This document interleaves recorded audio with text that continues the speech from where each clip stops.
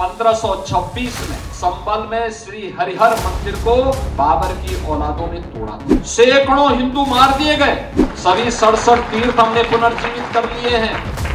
19 कूपों पर जो कब्जे थे सब वहां से मुक्त करवा दिए हैं। और 500 वर्ष पूरे नहीं हुए हमने वापस राम मंदिर को लिया है, भव्य राम मंदिर का निर्माण किया है। उस समय कोई जय श्री राम बोल दे तो लड्डू मिलना बाद में और डंडे जरूर मिल जाते थे। तो पूरा सनातनी अगर एकजुट होकर के अपनी ताकत का एहसास कराना प्रारंभ कर दे तो कोई भी ये 1500 ये 2026 चल रहा है, 2026 चल रहा है। 1526 में संबल में श्री हरिहर मंदिर को बाबर की औलादों ने तोड़ा था।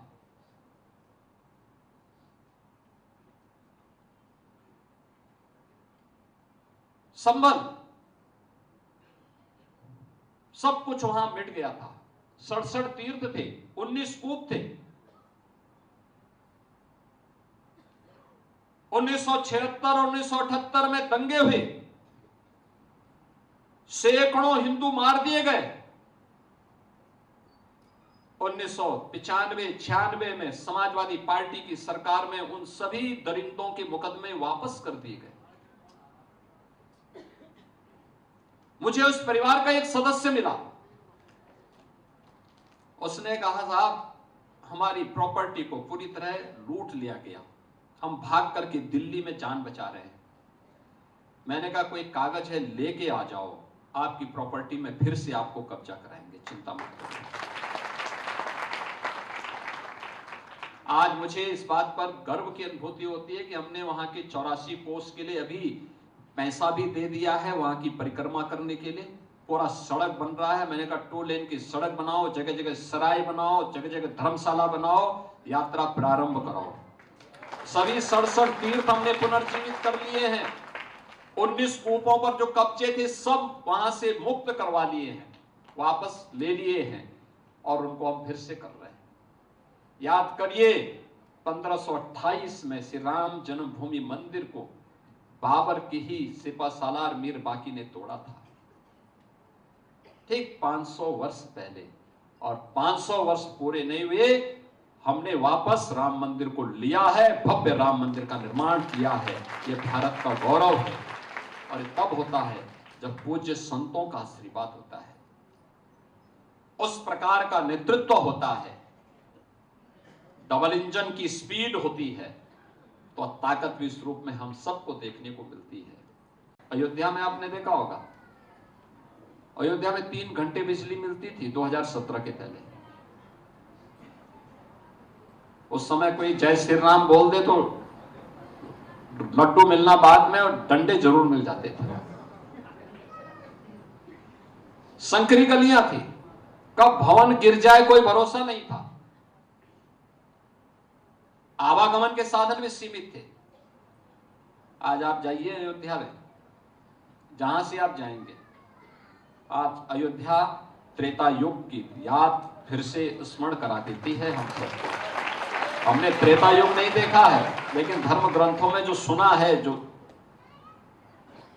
उसी प्रकार की अयोध्या आज बन रही है। और इन पूज्य संतों की साधना का, इनके संघर्ष का प्रताप है।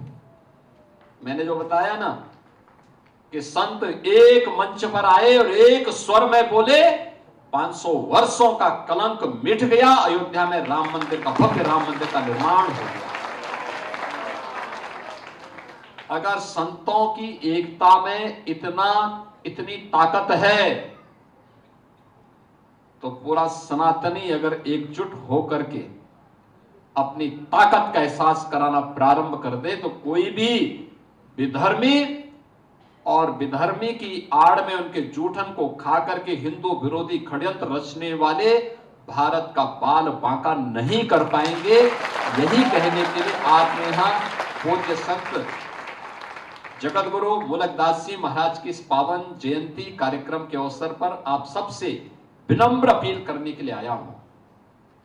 ये यात्रा हमें रुकने नहीं देनी है। बिना रुके, बिना थके, बिना डिगे बिना झुके इस अनवरत यात्रा को चरेवेती के संकल्प के साथ आगे बढ़ाना होगा, निरंतर आगे बढ़ाना होगा। हमारा व्यक्तिगत स्वार्थ सनातन धर्म के मार्ग में और भारत राष्ट्र के मार्ग में बाधा नहीं बननी चाहिए, कभी नहीं बननी चाहिए। मेरा हित देश के हित से बड़ा नहीं हो सकता, सनातन धर्म के हित से बड़ा नहीं हो सकता है। इन पूज्य संतों ने जब अपने व्यक्तिगत हित को, अपने आश्रम के हित को, अपने संप्रदाय और पंथ के हित को एक ओर रख करके सनातन धर्म के बारे में सोचना प्रारंभ किया, तब ये व्यापक जागृति देखने को मिली है, तब यह दिव्य तेज हमें देखने को मिला है, तब ये चमत्कार हमें देखने को मिला है। कई पीढ़ियां गई, अयोध्या में राम मंदिर का दर्शन नहीं कर पाई।